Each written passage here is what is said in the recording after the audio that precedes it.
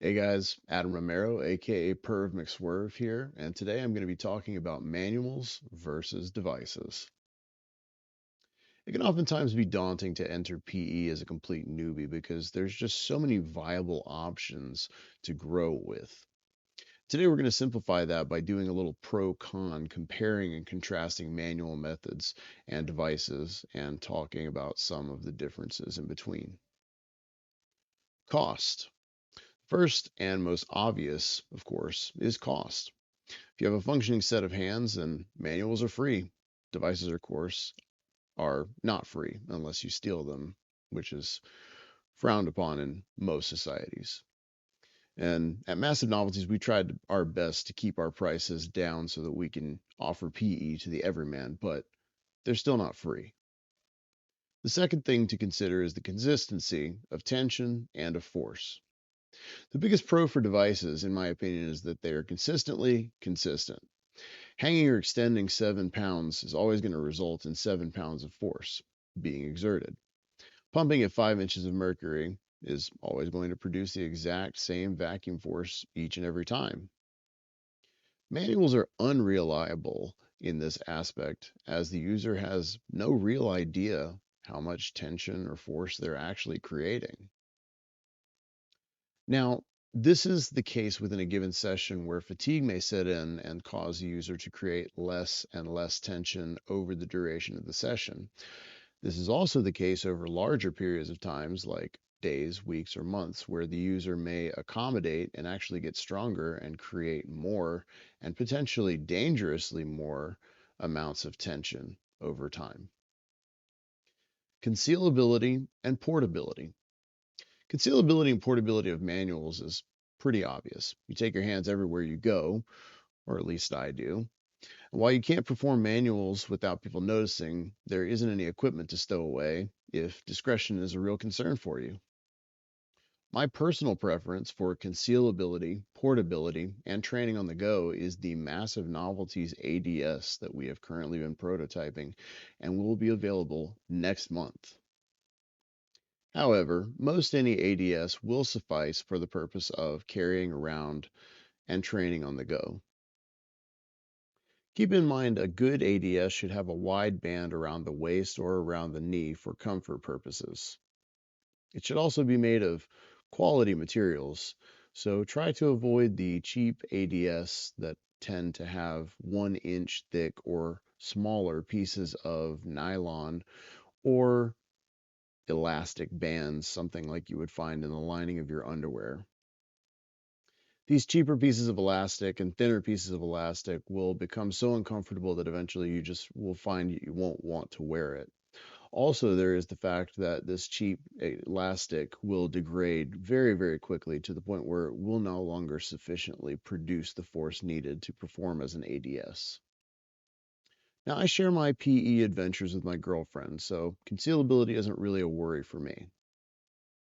I regularly have my trusty old penis pump just sitting on the coffee table for all of my friends and family to see, though I know not everybody does this, and that's more than okay. I just really have no shame, nor do I have any compunction about horrifying my grandmother, grandfather, or whoever else happens to see. So, lugging around an apex extender and an automatic electronic penis pump apparatus really isn't an issue for me, but it will be for most. And now we come to the last two considerations and potentially the most important considerations, and that is gains, how much, and how fast.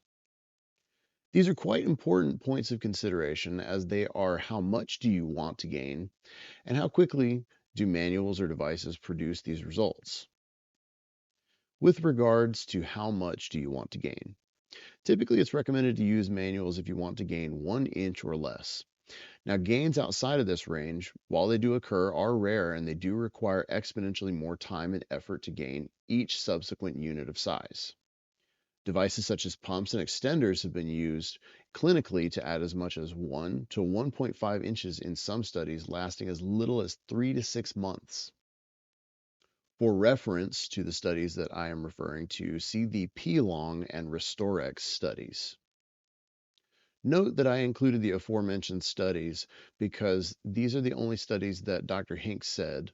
I think those are the only relatively legitimate studies that I've seen claiming that kind of size. What we have seen in several communities is that gains of 1.5, 2, and even 2.5 inches in length have been substantiated through verified before and after photos.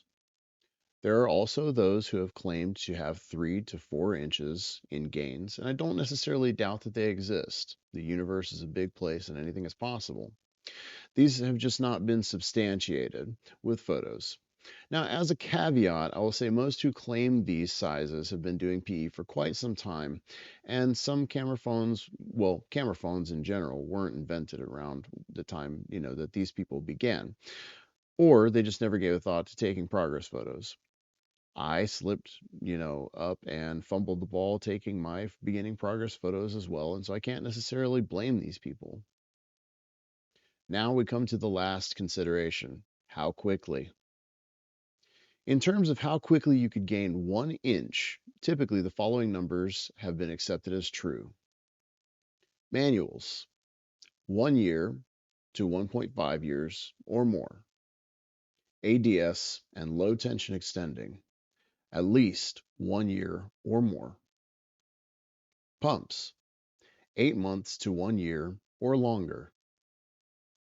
Hanging and high tension extending: 6 months to 1 year, with some clinical studies showing as little as 3 months.